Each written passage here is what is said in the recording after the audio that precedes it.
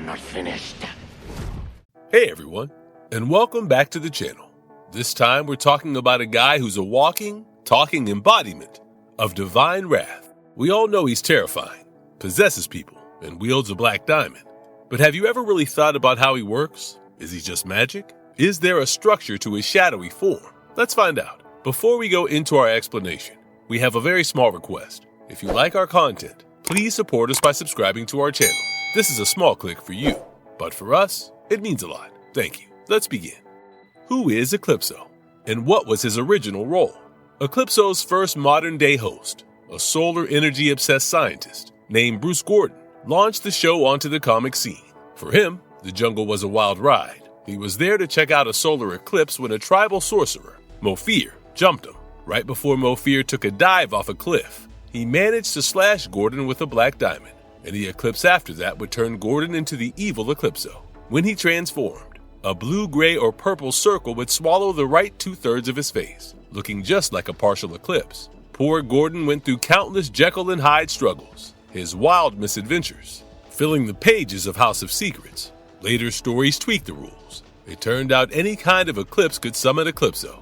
It doesn't matter whether it's lunar or solar, even just an object temporarily blocking a light. Thankfully, they also gave a simple way to banish him. One good, bright flash of light, and he'd snap right back to being Bruce Gordon. How did the Heart of Darkness enable Eclipso's possession powers? With a large company-wide crossover focused on the miniseries Eclipso, The Darkness Within, DC gave Eclipso a significant makeover in the early 1990s. But this time, Eclipso wasn't just Bruce Gordon's Darkseid anymore. Instead, he was revealed as an ancient vengeance demon who'd actually possessed Gordon. You see, Eclipso's soul had been trapped inside the Heart of Darkness, a massive black diamond in Africa. Then, some treasure hunter digs it up in the late 1800s, hauls it to London by 1891, and gets a jeweler to shatter it into 1,000 shards.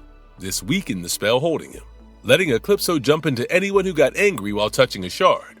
He wasn't restricted to Gordon during eclipses now, but he kept up the act, so Gordon wouldn't discover the real deal about those cursed diamonds. Over the next 100 years, the Eclipso entity patiently gathered up those diamond shards, aiming to destroy them all and unleash his true might. Things took a turn when Largan stumbled upon Eclipso's lunar palace and wandered in. This gave Eclipso a brilliant idea to possess all of Earth's heroes and use them for total conquest of Earth and sweet revenge against God for that whole Heart of Darkness imprisonment. Eclipso then bragged that he'd spent years just acting like a B-list villain to fly under the radar of Earth's heroes. He said he'd only focused on Gordon to specifically shut down Gordon's solar energy research. See, if Gordon actually succeeded in making solar power the world's main energy supply, then any solar-powered gadget could be turned into a weapon against Eclipso himself.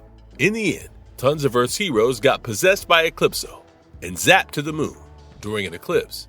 He then sucked these heroes right into his own body, grabbing their physical mass and all their unique powers. Gordon led a group of heroes on their way to the moon for a last-ditch effort to defeat Eclipso. The absorbed heroes were eventually saved, but only after Will Payton, or should I say Starman, detonated his own solar-charged body, obliterating Eclipso's moonbase. What happened during Eclipso's reign in Peridor? Eclipso straight-up conquered the South American country of Peridor by body-hopping from one person to the next. Naturally, the U.S. sent a team to figure out what was going on. Cave Carson, our main man Bruce Gordon, and his fiancée Mona Bennett. Poor Cave got his legs smashed almost immediately and was just left at the border. Talk about a bad day. Bruce and Mona, though, got the VIP tour from Eclipso, who showed them some stomach-turning atrocities, like piles of children's bodies. Just to be a monster, they managed to escape, thanks to some help from the Creeper, and pulled together a new hero squad called the Shadow Fighters. And leading this bunch was none other than Amanda Waller, fresh off her Suicide Squad gig. But then, in issue number 13, Eclipso just demolished them. He killed Major Victory, Wildcat 2, the new Dr. Midnight, Commander Steel, the Creeper, and Manhunter 4. It was a massacre. Peacemaker was in the thick of it too, but he died in a helicopter crash trying to blow up Eclipso's tanks. Those tanks were actually gunning for Nemesis, who was the only one left from the Shadow Fighters' main attack wave. The other survivors, the ones who hadn't charged in directly, managed to regroup. Eclipso tried to blast them with a Parador missile, but Nightshade teleported them out of there, just in time. During that crazy escape, Mona's dad got snatched from their vehicle, though he thankfully turned up alive later. The survivors made it all the way to the UN building, and they foiled another Eclipso plot by literally landing their vehicle on top of his intended victim. After that, Bruce Gordon and Mona Bennett rallied Earth's superheroes for a massive assault on Parador, hoping to finally take Eclipso down for good. Then, Eclipso dropped a bombshell. He couldn't actually kill Gordon and Bennett. Why? Because their unborn child was fated to travel back from the future as an adult and be the one to free Eclipso from the diamond. Ultimately, the Phantom Stranger was the one to defeat Eclipso by collecting all the 1,000 black diamond shards and squishing them back into the heart of darkness, trapping Eclipso once more. And Eclipso's physical body was their adult kid from the future, and it just vanished right before their eyes. How did Eclipso relate to the Spectre and Divine Wrath? Late into the 90s, the Spectre comic shook things up with Eclipso's backstory. Spectre wasn't God's original Wrathbringer, and Eclipso actually held that title first. Writer John Ostrander cleverly put it, saying that Spectre sought vengeance, but Eclipso craved revenge. Biblically, Eclipso unleashed Noah's flood, and Spectre was Egypt's angel of death, striking firstborns. Finally, the Spectre absolutely annihilated the heart of darkness and Eclipso's moon palace ruins, incinerating them through God's divine power, then yeeting the ashes into space. What role did Alex Montes play in controlling Eclipso? Eclipso vanishes for ages, then bam, he pops back up in JSA's Princess of Darkness arc, teaming with villains Mordru and Obsidian. Alexander Montes, Yolanda's cousin, vows revenge on Eclipso for her death. His wild plan was to gather all 1,000 black diamonds, liquefy them, and inject them, keeping just one shard to summon Eclipso. Exactly how those diamonds resurfaced remained a mystery. Montes then got covered in tribal tattoos. He said he learned on Diablo Island. By igniting the diamond with rage, these tattoos allowed Montes to use Eclipso's abilities, but he maintained control, trapping Eclipso inside. As this new Eclipso, he joined Black Adam's short-lived team of loose cannon heroes, which led right into the Black Rain storyline. While Adam ruled Kondak, Alex got romantic with teammate Sose Mikros, the female nemesis. But during a battle, one of Alex's binding glyphs was broken by a shoulder wound. Eclipso quickly and tragically killed Nemesis. After that, Alex ends his own life, preventing Eclipso from gaining any more power. This was significant because Eclipso no longer had access to the countless black diamonds that were available to him. This particular Eclipso, though, was only ever shown using his eye blasts, none of the other powers we'd seen.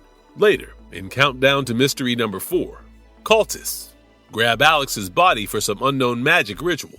By number 6, all the black diamond bits in his body are fused back into their original single form.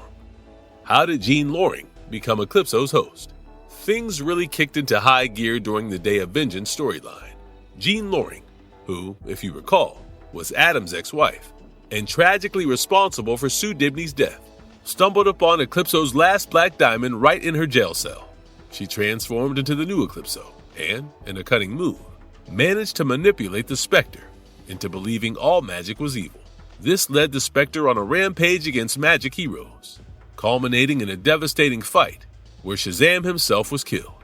Thankfully, Nightshade eventually intervened, teleporting Eclipso into a permanent orbit around the sun. But wait, there's more. During Infinite Crisis, Alexander Luthor Jr. dropped a bombshell that he was the puppet master all along. He'd sent Superboy Prime to snatch the diamond, and Psycho Pirate delivered it to Loring, all to trick Eclipso into manipulating the Spectre. Alex's grand plan? To shatter magic into raw energy he could use. Shazam's death was just a convenient bonus, turning his champions into living power sources. Later, Ralph Dibney made a deal with the Spectre in an attempt to bring Sue back to life. The deal was simple: punish Eclipso, and Sue would live. Ralph, powered up by the Spectre, dragged Eclipso back to the moment Sue died, intending to trap Jean in an eternal time loop of her crime. However, when a now sane Jean begged for forgiveness, Ralph's compassion won out. He couldn't go through with it, sending Eclipso back to her solar orbit. Eclipso wasn't done though. She later tried to possess a baby with immense magical potential, thinking an uncorrupted soul was the key. Blue Beetle and Tracy 13 foiled this rather creepy plan. In a moment of pure comic relief, Eclipso possessed Blue Beetle, hoping to unleash his supreme desire for power. To her utter shock, his deepest wish was to become a dentist.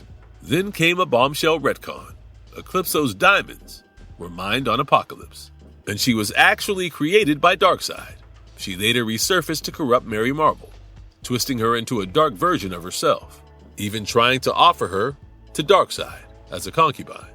Eventually, Mary sacrificed her own powers in a massive blast against Eclipso, seemingly sending Jean Loring to a watery grave, with sharks circling. Now that Jean was no longer involved, Eclipso just went back to Bruce Gordon, her original host. What a ride. What was Eclipso's plan to Countdown to Mystery? Alright, so in the Countdown to Mystery series, Eclipso unleashes a sneaky new plan, first corrupting heroes, while also getting to secretly recover and fully reassemble the pieces of the Heart of Darkness. Then, in Countdown to Mystery number 3, Crispus Allen, who is the Spectre's current host, tracks down Bruce Gordon, and by number 4, Eclipso once more got Gordon as the host. Then in number 5, Bruce shows he has some control over Eclipso's powers, but can be overwhelmed by her strong persona if he uses too much at once.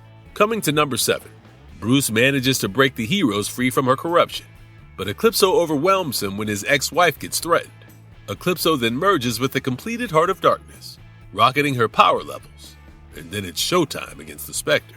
And in number 8, Bruce, getting a pep talk from Crispus, finally takes the reins from Eclipso, even though they're now fused together. What was Eclipso's goal in Rise of Eclipso? During Brightest Day, things got weird when the entity warned Jade to help Obsidian balance the darkness, showing a grinning Eclipso vision. Sure enough, Eclipso reawakened in Bruce Gordon and tragically killed Mona, and then kidnapped a whole crew of shadow-powered heroes and villains after brainwashing them and freeing a demonic entity named Cthulhu. Eclipso headed to Alan Scott's Moon City. His target was none other than Jade. He captured her, then possessed a bunch of Justice League reservists like Cyborg and Animal Man, even taking down the Angel, Zoriel. Eclipso's insane ultimate goal? To kill God. He then ambushed and actually killed the Spectre, absorbing his immense power. His twisted logic was that God relies on humanity's love, so by destroying Earth, he'd snuff out God.